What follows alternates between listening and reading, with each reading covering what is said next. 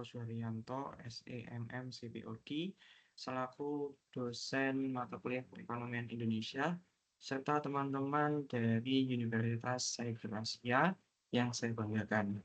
Izinkan saya video ajar di kelas MJ401 untuk mempresentasikan tugas ujian akhir semester terkait dengan ekonomi politik, peralihan kekuasaan dari era Jokowi ke era Prabowo. Jadi mengapa penting untuk membicarakan tema ini? Karena tentu ketika berbicara tentang politik, kita berbicara tentang kekuasaan. Dan kekuasaanlah yang menentukan bagaimana arah terjang nahkoda bahtera yang bernama Indonesia akan berlayar. Dan cepat lambatnya, kemudian setiap kebijakan-kebijakannya akan berpengaruh dan setiap presiden tentu memiliki fokus dan juga representasi yang berbeda. Baik, kita akan mulai dari apa itu ekonomi politik. Jadi secara garis besar, ekonomi adalah cara kita manusia untuk mengelola resource yang terbatas untuk mendapatkan kebutuhan dan juga keinginan dari kita.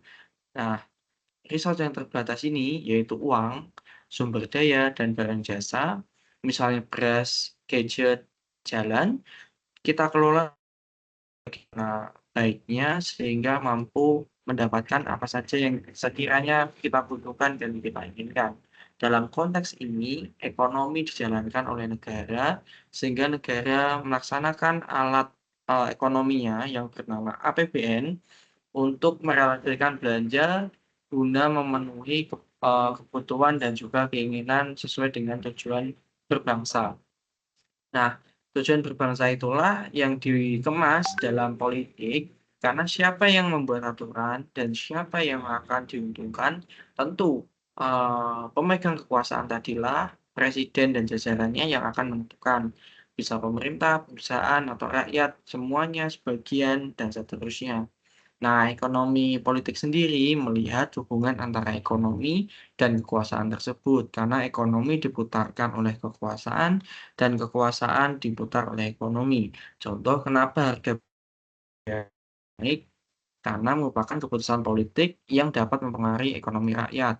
Contohnya adalah mengurangi subsidi kepada BBM sehingga BBM-nya naik untuk uang subsidinya dialihkan kepada belanja yang lain. Nah, resource belanja inilah yang sekiranya pemerintah arahkan kepada arah-arah yang sesuai dengan tujuan dari kabinetnya masing-masing. Nah, tentu hal ini cukup familiar ya, Bapak, Ibu, dan teman-teman. Di sisi kiri kita akan melihat makan bergizi gratis yang merupakan program utama dari Prabowo Subianto, dan juga kanan tentu infrastruktur yang merupakan eee eee, gagasan utama dari Bapak Joko Widodo.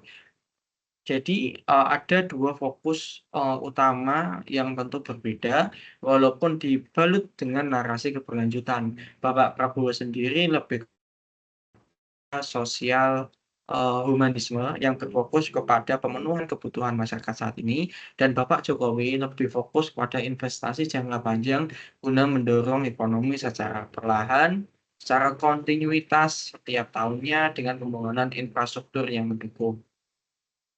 Nah, fakta menarik antara Bapak Jokowi dan juga Prabowo dalam hal kebijakan, bahwasannya Jokowi selama kepemimpinannya dari 2014 sampai dengan 2024 telah membangun 947 kilometer jalan tol dan 3.432 kilometer jalan raya dalam 10 tahun. Menariknya, jika kita gabungkan, ini seperti membangun jalan raya dari Jakarta ke Bali bolak-balik. Nah, namun dengan adanya kebijakan politik ini, guna mendukung ekonomi, adanya trade-off, yaitu kita memiliki utang kurang lebih 8.461 triliun, yang bisa naik turun sesuai dengan kurs dolar. Kemudian, Bapak Prabowo sendiri fokus pada peluncuran program makan bergizi, yang mana menurut survei disukai oleh 71% masyarakat, guna memenuhi kebutuhan gizi masyarakat khususnya anak-anak dan ibu hamil. Dan menariknya, program ini butuh 400 triliun per tahun, yang mana lebih besar daripada anggaran pendidikan. Nah, sebagai catatan, anggaran pendidikan sendiri minimal setiap tahunnya adalah 20% dari APBN. Berarti MBG ini di anggarannya di atas 20% dari APBN. Nah, dengan adanya kita berhenti hutang, kemudian keadaan geopolitik yang tidak menentu, menyebabkan ekonomi Indonesia sedang tidak baik-baik saja. Kita mengalami banyak PHK dan juga harga sembako sempat naik. Mantan Bapak Andi melakukan sidak dan juga pengembangan terkait dengan harga sembako. Dan Bapak Prabowo sedang gencar-gencarnya dan fokus-fokusnya untuk menaikkan derajat ekonomi masyarakat kelas bawah yang mana terkait dengan sandang, pangan, dan papan. Nah, ini ada era Bapak Jokowi dari 2014 sampai dengan 2024 yang mana memiliki fokus pembangunan pada infrastruktur dan juga nasionalisme ekonomi. Beliau membangun 147 jalan tol yang mana tadi seperti Jakarta Bali PP, kemudian ada hilirisasi yang mana dilarang ekspor nikel mentah, dan ini bertujuan untuk mendorong industri baterai listrik. Jadi nikel diharapkan untuk diolah dulu di smelter Indonesia menjadi produk output eee, advance atau level lanjutan, tidak hanya nikel mentah, tapi bisa seperti baterai listrik. Nah, selain itu, Bapak Jokowi juga fokus pada mendukung UMKM lewat e-commerce dan literasi digital keberlanjutan. Kita mungkin sering mendengar adanya gaungan sounding-sounding terkait dengan UMKM. Nah, beliau sendiri fokus pada ekonomi stabil naik 5% per tahun, yang mana ada anomali pada tahun 2020 karena pandemi, yaitu ekonomi turun minus 2,1%. Nah, kebijakan yang cukup kontroversial adalah adanya UU Cipta Kerja Omnibus Law yang tujuannya untuk memudahkan investasi, memudahkan pemberi kerja untuk membuat usaha, namun dikritik karena mengurangi hak-hak buruh. Kemudian ada lagi realokasi subsidi BBM untuk infrastruktur dinilai pro rakyat tapi bujuk protes. Jadi subsidinya sempat diotak-atik BBM yang mana zaman Bapak SBY kalau tidak salah sekitar 5.000 sampai 6.000 dan pada akhir kepemimpinan Jokowi saat ini berada di angka 10.000 BBM yang mana naik hampir 100%. Kemudian kita lanjut pada dinamika politik di era Bapak Jokowi, yang mana memiliki nasionalisme ekonomi yang sangat tinggi guna untuk melindungi sumber daya lokal. Contohnya adalah tambang. Jadi proses penjagaan hilirisasi tambang tidak hanya dijual mentah, tetapi diharapkan di dalam negeri mampu menyerap pekerja dan juga menghasilkan produk olahan. Kemudian ada legitimasi politik. Jokowi menghadapi tantangan oposisi di DPR, yang mana DPR juga banyak partai-partai yang kontra dengan beliau, yang digunakan senjatanya adalah senjata kebijakan yang pro rakyat untuk mendapatkan dukungan dari publik. Nah, kemudian ada juga efek Jokowi, yaitu dukungan Bapak Jokowi kepada Bapak Prabowo pada tahun 2024 meningkatkan dan juga elektabilitas pilpres pasangan calon Prabowo dan juga Gibran. Namun di luar itu ada kontroversi politik seperti tuduhan politik dinasti dan juga intervensi MK. Kita lanjut, transisi kekuasaan Jokowi ke Prabowo.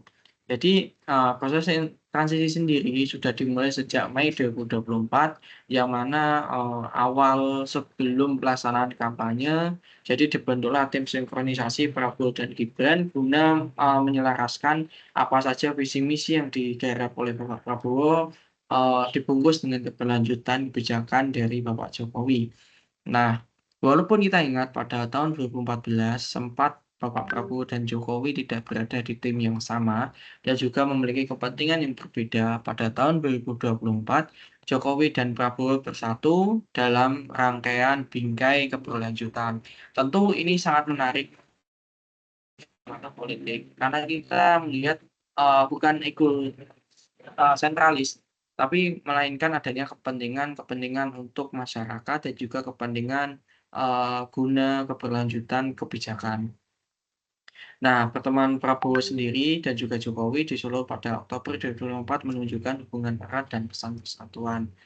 Nah, dari keberlanjutan ini, Bapak Prabowo selaku presiden berjanji melanjutkan program, kabinet sebelumnya, yaitu terkait dengan pembangunan infrastruktur, perampungan jalan tol dan juga beberapa infrastruktur yang belum selesai seperti, jalan tol di Sumatera Barat, kemudian ada hilirisasi nikel, pembangunan smelter, kemudian tentu pindahnya ibu kota negara Indonesia dari Jakarta menuju Nusantara di Kalimantan Timur.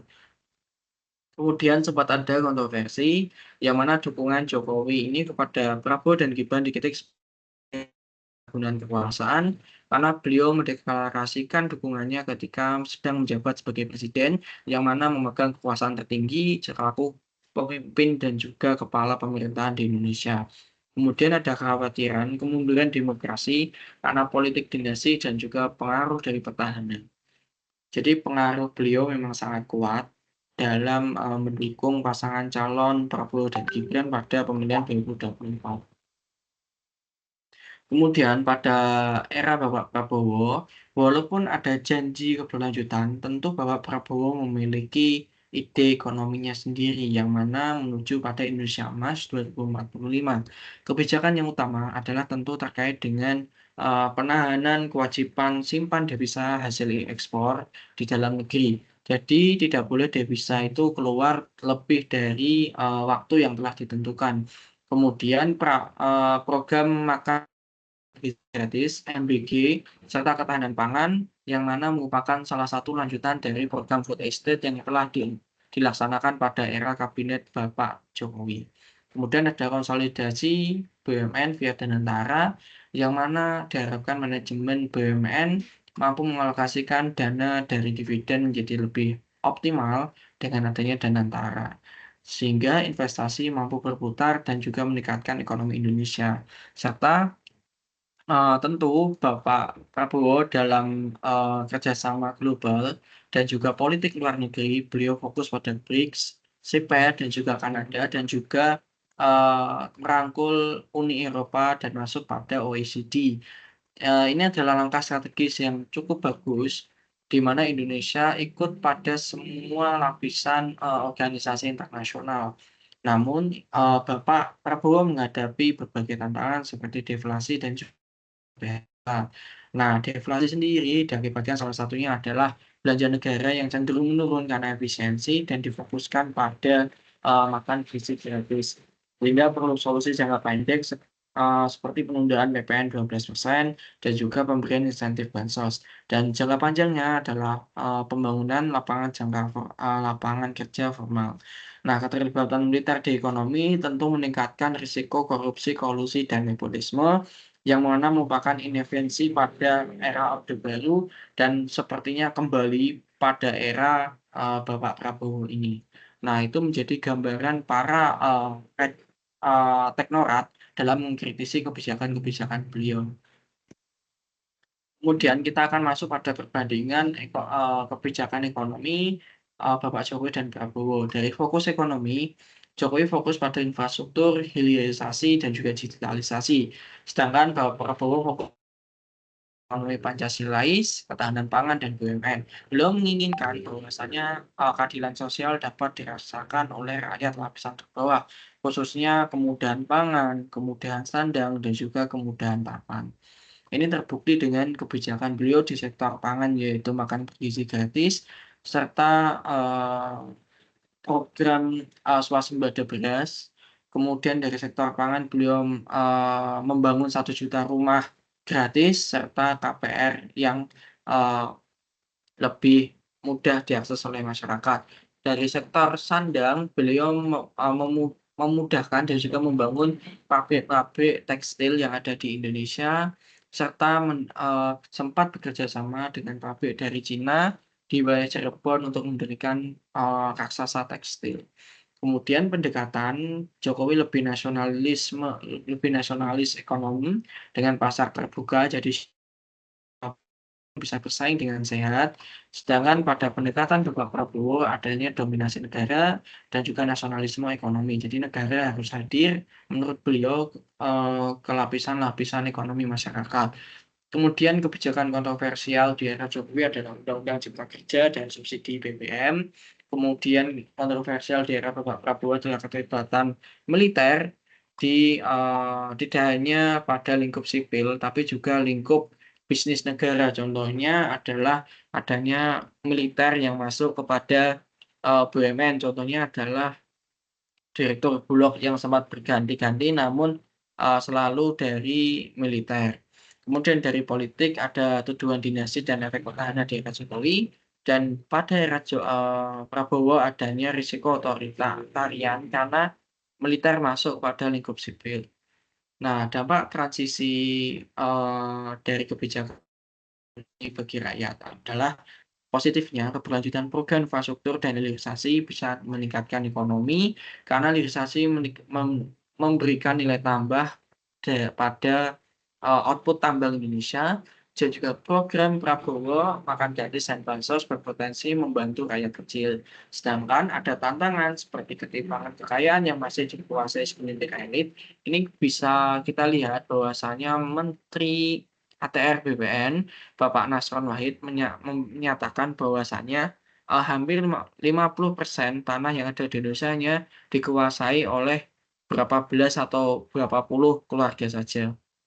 Tentu ini meningkatkan Gini rasio Indonesia yang mana meningkatkan ketimpangan ekonomi. Kemudian ada juga risiko kemunduran demokrasi diakibatkan oleh militer yang masuk eee, ke pemerintahan sipil serta pada BUMN Indonesia, serta adanya PHK dan deflasi yang perlu solusi secepat mungkin. Karena efek efisiensi selain positifnya dalam membuat APBN tetap terjaga, namun tentu memiliki efek negatif sebagai pengurang katalis ekonomi yang ada di masyarakat. Kemudian kesimpulannya adalah pada era Bapak Jokowi, beliau membangun fondasi ekonomi melalui infrastruktur, hilirisasi, dan digitalisasi, tapi dikritik karena politik dinasti dan kemunduran demokrasi pada akhir jabatan beliau. Pada era Bapak Prabowo, beliau berjanji untuk melanjutkan kebijakan di era Jokowi, tapi menghadapi banyak sekali tantangan seperti deflasi, PHK, dan risiko otoritarian. Sehingga bisa kita lihat bahwasanya ibu kota negara saja masih belum pindah dari Jakarta ke Nusantara. Kemudian ada ekonomi politik yang mana mengajarkan kita untuk kritis siapa yang diuntungkan oleh suatu kebijakan. Karena memang politik berbicara apa kepentingan dari masing-masing orang, yang mana jika kepentingan menjadi satu, maka tersebut mampu menjadi suatu aliansi bersama. Nah, tentu penting bagi kita semua, termasuk teman-teman yang ada di SMP maupun di SMA, untuk paham agar bisa ikut membangun Indonesia yang adil dan makmur. Terima kasih.